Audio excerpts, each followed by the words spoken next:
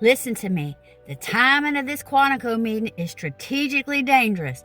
Right now, every U.S. general and admiral has been pulled back to Virginia on a week's notice, even as a massive flotilla heads towards Gaza with Italian and Spanish warships riding escort. You don't need a war college degree to see the problem here. That's pulling the entire chain of command out of position at the exact moment the Mediterranean could explode. Picture this. The flotilla makes contact.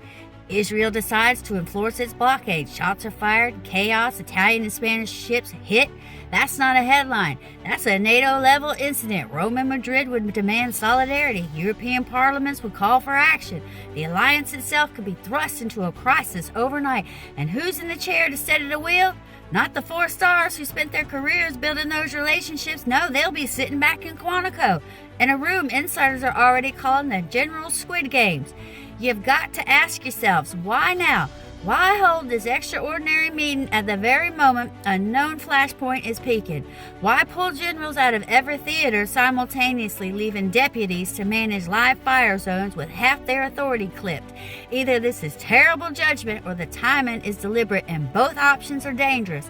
If it's bad planning, it tells us the people making these calls are reckless, blind to the reality that crises don't pause for PowerPoints. If it's deliberate, then it suggests the meeting isn't about strategy at all. It's about control. It's about testing loyalty. It's about reminding the brass who holds the leash. But if that's the case, then the leash could strangle all of us if events spin out in Gaza.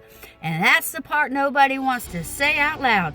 Hesitation kills. In a naval flashpoint, minutes matter. If every decision has to bounce from deputies to Quantico to Washington and back, then by the time the orders arrive, the situation could already be irreversible.